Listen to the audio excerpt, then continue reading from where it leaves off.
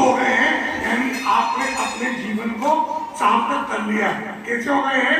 सिद्ध हो गए। उन बोलते ना आज हमारा काम सिद्ध नहीं हुआ, किसी काम के लिए जा रहे थे और काम सिद्ध नहीं हुआ तो क्या कहते हैं? आज काम सिद्ध नहीं हुआ। और अगर काम सिद्ध हो जाए तो क्या कहते हैं? अरे आप तो बहुत अच्छे सौर में निकले थे, सारे काम सिद्ध हो गए। तो भगवान कैसे है कि उनका जो है निर्वाण हो गया, मोक्ष नहीं हो गया, निर्वाण हो गया। निर्वाण का तात्पर्य नी यानी निकल जाना, बाण यानी वासना। हमारे जीवन से कर्म रूपी वासना का निकल जाना, उसका नाम है निर्वाण। और आज जो है भगवान उस वासना को यानी उन 8 कर्मों को नष्ट करके क्या हो गए? सिद्ध हो गए। और सिद्ध बनने के बाद कहाँ रहेंगे वो? सिद्ध से रहेंगे मोक्ष। मोक्ष किसे कहते हैं? मोक्ष माने जिसका मोह छह हो गया हो उसको कहते हैं मोक्ष। हमारे सबके मोह है, इसलिए हम कहाँ पर है? संसार में। और भगवान का मोह कैसा हो गया है?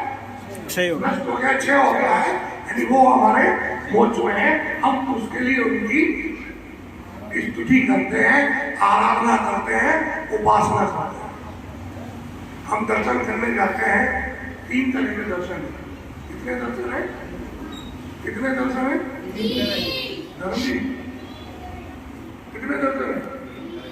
हाँ, 3 तरह के दर्शन है। सुन लेना और फिर उसके बाद गुण लेना, गुण लेना स्मरण कर लेना।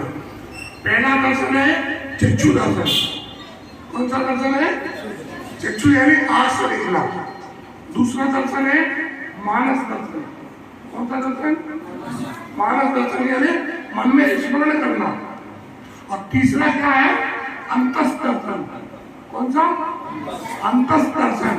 उसका तात्पर्य अपने अंदर उनको बसा लेना। अभी बोलेंगे पर क्या? अप्रमोचन तो भवोचन सन्नति। किसकी सन्निधि? हमारे शरीर के साथ जो आत्मा जुड़ी है उसके संगति में आ जाओ हे भगवान। अब और जो है कष्ट से नहीं करते। तो चक्षु दर्शन क्या है? जब मंदिर में हम प्रवेश करते हैं, मंदिर में जो वेदी बनी हुई है और उस वेदी पर जो त्रिलोकीनाथ विराजमान है उनको हम जब देखते हैं वो क्या है? चक्षु दर्शन। हम मंदिर में गए, अपन कौन से भगवान है? धर्मधर जी, शांतिनाथ भगवान। और आजू बाजू में अरे शांतिनाथ जी अकेले थोड़ी है। हाँ, ये क्या हो गए? ये चक्षु दर्शन हो गए। यानी अब हमने क्या कर लिया? उन बिंबों को देख लिया। बिंब क्यों कहते हैं? कि बिंब को देखकर अपने आप का बोध होता है। बिंब यानी आईना। अपन अपने घर में दर्पण लगाते हैं, क्यों लगाते हैं? देखने के लिए कि अपने आप को देखने के लिए। यदि घर में जो है दर्पण लगाते हैं, अच्छा चश्मा क्यों पहनते? चल बता। चश्मा दूसरों को देखने के लिए। दूसरों को देखने के लिए। पेन पे तो खुद है ना।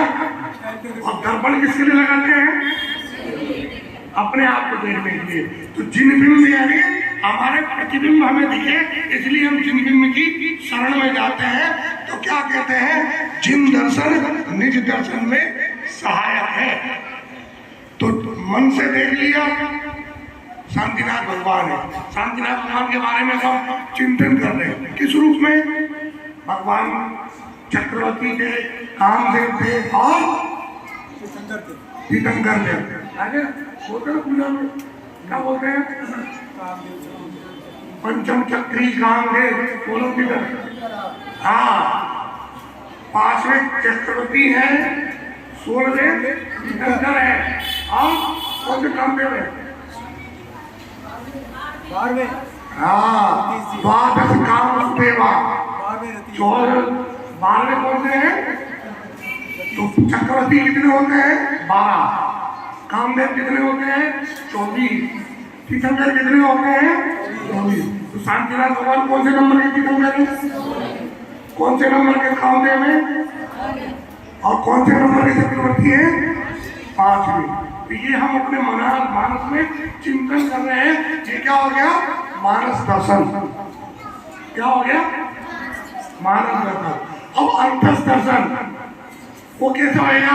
आराम से आंख बंद करके बैठे हैं, भगवान हस्तिनापुर में जन्म हुआ था और सामने शिखर से जो है कुंदपुर कूट से मोक्ष बता रहे। कहाँ पर है कुंदपुर कूट? कहाँ पर आता है वो तो मुझे पता समय शिखर में।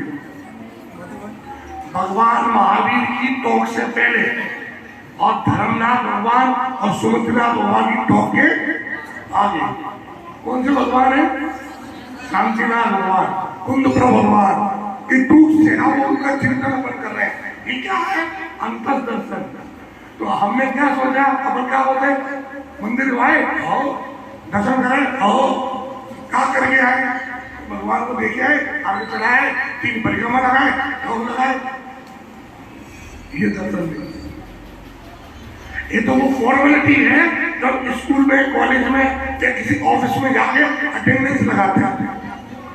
जब तक भगवान की जो मूर्ति है आंख बंद करके हमें अपने अंदर महसूस नहीं हो गए, तब तक वो दर्शन सार्थक नहीं है।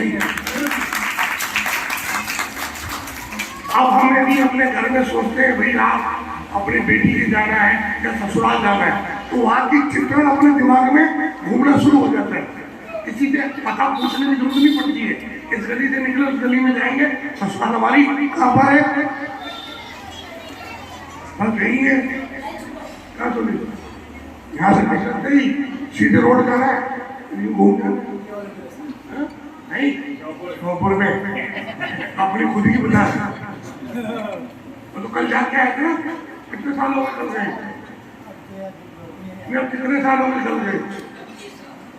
यही पता नहीं कर शादी बताते लोग। हाँ सही बात है। तो लॉलीपॉप मुश्किल हो गया था। तो कहने का तात्पर्य कि हमें दुनिया के मार्गों का ज्ञान है, दुनिया के जितने भी रास्ते हैं सब पता है हमें, लेकिन एक मोक्ष मार्ग ऐसा है जिसका हमें ज्ञान नहीं है। तो भगवान आपने क्या किया? आप उस मार्ग पर चले और उस मार्ग का हमें उपदेश दिया। किसके लिए? कि देखो भैया, मैं सिर्फ तुमसे कोरी जो है कोरी बातचीत नहीं कर रहा हूँ, अपितु मैं खुद चलकर तुम्हें बता रहा हूँ कि इस मार्ग पर चलोगे तो संसार के सारे दुखों से छूट जाओगे और मेरी तरह तुम भी सुखी हो जाओगे। लेकिन चलना तुम्हें पड़ेगा, मेरे बताने मात्र कुछ होने वाला नहीं। अब आप देखिए, हम गए जाए और वापस आ गए, क्या करके आए? अपनी डिब्बी में से थोड़े से चावल, बादाम, चटक, लौंग चढ़ा कर आ गए। भगवान को इन चीजों की किसी की आवश्यकता। अरे हम क्या करेंगे उनके लिए? चक्रवर्ती आप समझते कितना बड़ा वैभव है। मनुष्य भैया की सर्वोत्कृष्ट जो है पदवी है, वो याद रखना, पदवी है, पद नहीं है। पद तो हमारे सिर्फ 5 ही है। कौन कौन से?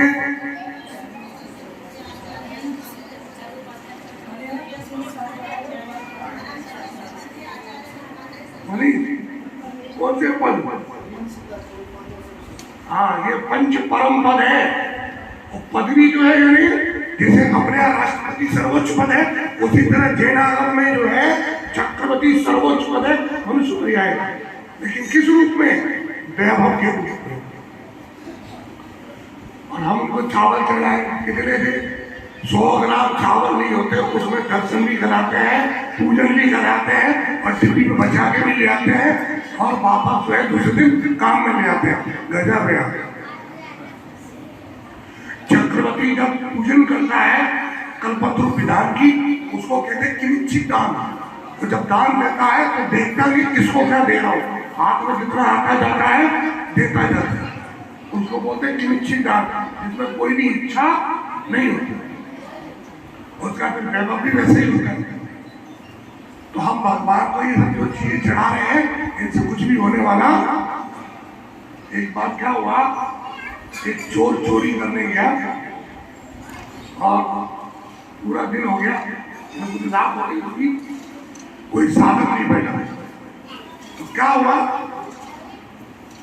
मंदिर के बाहर बैठा हुआ था, शिव जी का मंदिर था, गया था, बहुत देर कोशिश करी, वहां क्या हुआ, तुरंत मंदिर में सुंदर गाड़ी चल रहा था, रात को जागरण करेंगे और उसकी दुकान खराब हो गई। अब सब लोग जगे रहे थे, चोरी कैसे करेंगे, तो लौटते सुबह सुबह हो गई।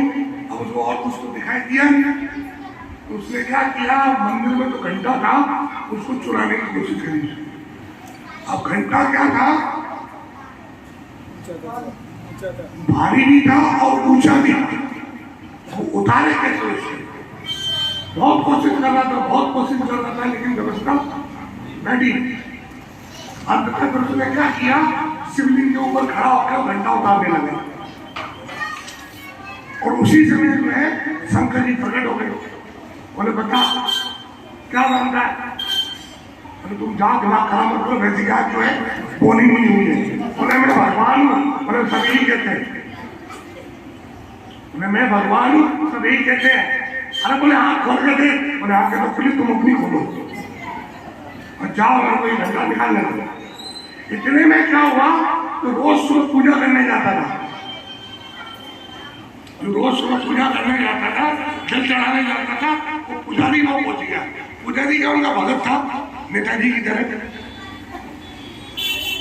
अब वो बड़ा पसोपेश में आ गया, बोले भगवान वाह, दुनिया में अन्याय होता है ये तो मैंने सुना था, भगवान के दरबार में भी अन्याय होता है, ये पहली बार देख रहा हूँ। बोले क्या हुआ, बोले मैं 30 साल से सुबह आपको आगे रोज जो है जाड़ा गर्मी सर्दी बरसात चारों मौसम में आके आपको जल चढ़ाता था, बिलपत्र चढ़ाता था, दूध चढ़ाता था, आप कभी सामने नहीं आए, इतना मैंने बुलाया, और आज ये चोरी करने आया, इसलिए आप खुद उतर के आ गए।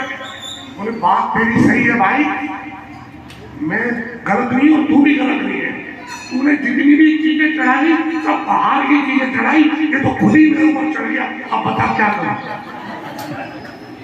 तो भगवान के आगे हमें अपने आप को चढ़ाना है, और जिस दिन हम भगवान को समर्पित हो जाएंगे उस दिन हमें मोक्ष जाने से कोई नहीं रोक सकता। समस्या क्या है कि हमने जो है साधन को साथ बना लिया, ये जितनी भी सामग्री है ये सब क्या है, साधन है। कैसे आप बोलते हैं द्रव्य से शुद्धिमतिकम यथा रूपम, भूतर बोलोगे आराम से, आलम बनानी, आलम यानी सहारा, ये भगवान आप तक पहुंचने के लिए आपके गुणों का चिंतन करके आपके साथ तादात्म्य जोड़ने के लिए, तादात्म्य यानी कनेक्टिविटी जोड़ने के लिए जो है ये हम सामग्री का सहारा ले रहे हैं, अन्यथा आपको किसी सहारे की जरूरत नहीं है। और वही मार्गदर्शन क्या कहते हैं कि भगवान एक आपके चरण ही जो है इस संसार में सहायक है, बाकी कुछ भी सहायक नहीं है। अब एक बात आपको पूछता हूँ, हम लोग जो है रोज पढ़ते हैं, कब आने नमोकानंद बोलते हैं, वही नमोकानंद बोलते हैं, पद कितने हैं, 5 पद है, और हम 44 दंडक बोलते हैं, उसमें शरण कितने हैं, और उत्तम मंगल। सोचने वाली बात यह है कि हम पद 5 है, ये 4 सरणी क्यों है, 4 ही क्यों है, कहाँ गलती होगी। रोज बोलते हैं, कभी अपन ने चिंतन किया इसमें, देखो चट्टारी, अरिहंत, सिद्ध, साहू, और अब वो 5 पद है, उसमें धर्म की कोई बात नहीं है, और ये 4 शरण है, इनमें धर्म की बात है, उन 5 पदों की बात नहीं है। तो वहां से तो कम हो गए और यहाँ एक नया जुड़ गया। तो कभी सोचा आपने, रोज पढ़ते हैं आप अकेला अवतरे, क्या मर्दी, आप अकेला अवतरे मने अकेला हो, यूं कहूं इस जीव को अब बताओ, शरण 4 है, पद 5 है। और इधर क्या कह रहे हैं कि संसार में यही 5 पद उत्कृष्ट है, परम पद। आदमी का पूजा भी करते हैं, बोलते भी है, जासो पूजो परम पद देव शास्त्र गुरु 3 वो जब चढ़ाते हो वो बोलते भी हो। तो चिंतन करने की बात यह है कि 4 शरण क्यों है और 5 पद क्यों है। अनीता,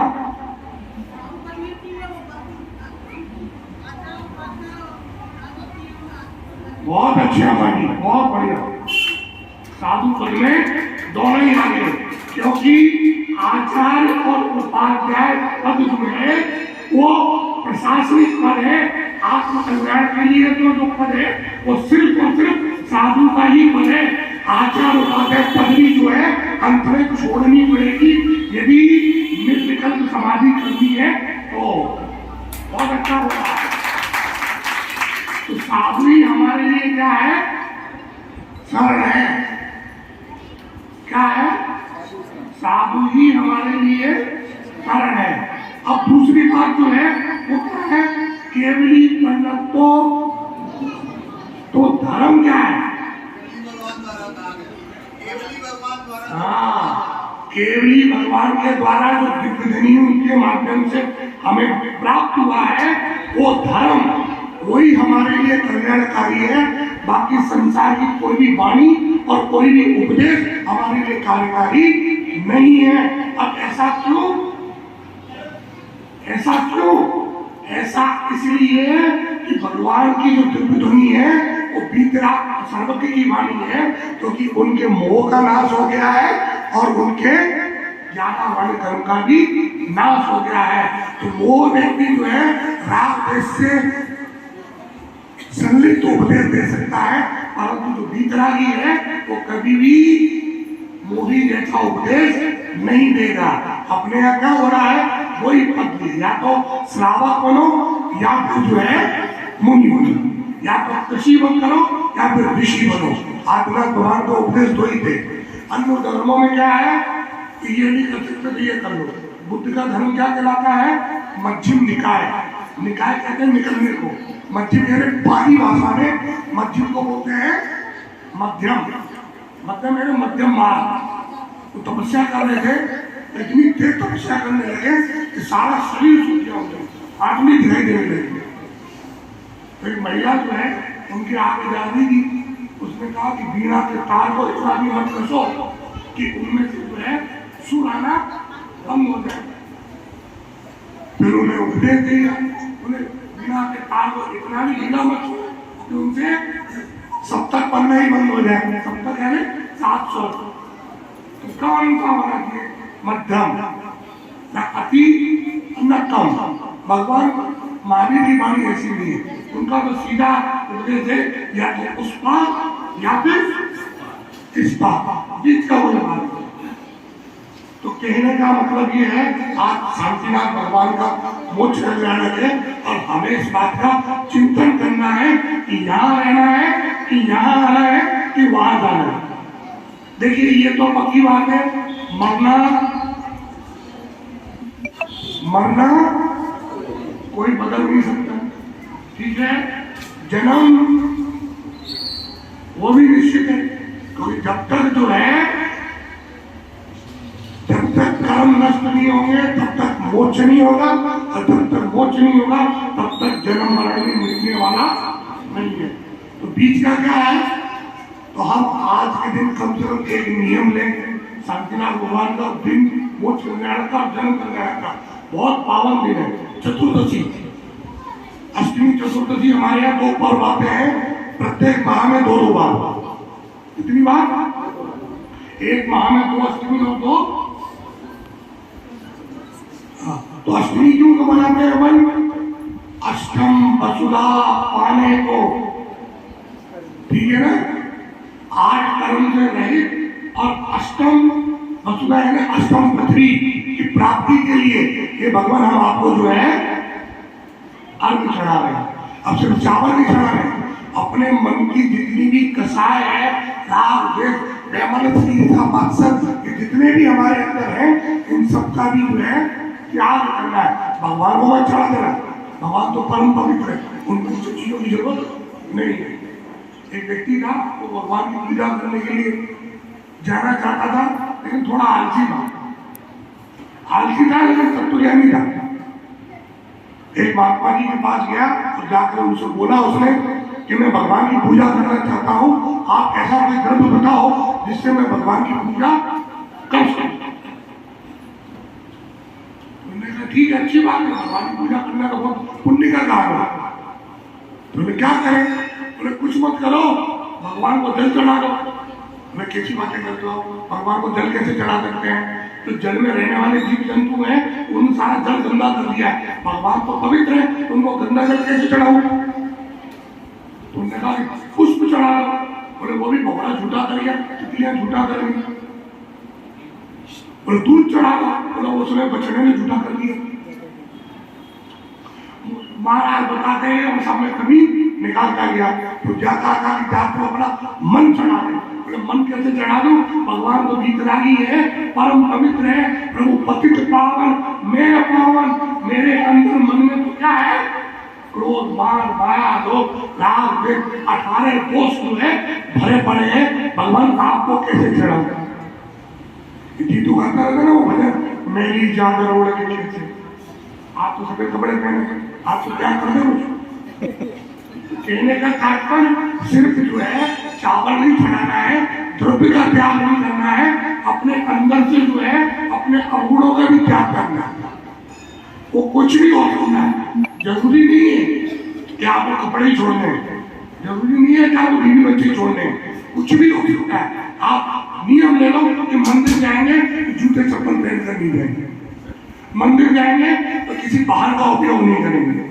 इतना भी नियम लिया तो बहुत है।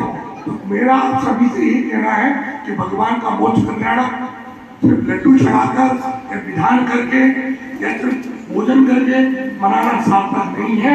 भगवान का दिया हुआ उपदेश हमारे लिए परम कार्यकारी है। भगवान ने क्या कहा? ज्ञाना त्यागा, त्यागा शांति। ज्ञान से क्या होता है? त्याग होता है, और त्याग से क्या होता है? शांति मिलती है। अब मैं आपसे पूछूं, मान लीजिए ज्ञान से त्याग कैसे होगा? यदि मान लीजिए किसी रोड पर काम चल रहा हो और वहां पर बोर्ड लगा हो, इस रास्ते पर मरम्मत का कार्य चल रहा है, तो आप उस रास्ते पे जाते हैं क्या? रास्ता बदल लेते हैं ना। तो जब आपको ये पता है कि इस रास्ते से जाने से नुकसान है, तो ये किससे पता लगा? ज्ञान हुआ तो ही ना। तो हमें भी क्या है कि संसार मार्ग का ज्ञान हो गया, खूब तो उठा ली। अब क्या करना है? सुख के मार्ग पर चलना है, और सुख के मार्ग पर चलने का सबसे पहला और सबसे प्रथम कार्य है कि अपने आप को जो है रूपांतरित करना है, अपने आप को बदलना है। और अपने आप को बदलने के लिए हमें कुछ नहीं करना है, सिर्फ अपने बारे में सकारात्मक सोचना है, तो ही जाकर हमारा जो है कल्याण होगा। अगर हम नकारात्मक सोचेंगे तो कोई भी हमारा साथ नहीं देगा। हम सकारात्मक रहेंगे तो सब जो है क्या रहेंगे? हमारे प्रति जो है समर्पित रहेंगे और हमारे प्रति सहयोगी रहेंगे। एक प्रणाम हमारे परिणाम बदल सकता है, और एक हनुमान हमारी लंका में आग लगा सकता है। सोच लो क्या करना है? प्रणाम करके जीना है कि हनुमान करके जीना है? प्रणाम करके जीना है। तो आप सभी जो है इस प्रणाम को भगवान के चरणों में समर्पित करें, और भगवान के चरणों में समर्पित होने के साथ अपने आत्म परिणामों को भी जो है परिवर्तित करें। इन शुभ भावनाओं के साथ बोले महावीर भगवान की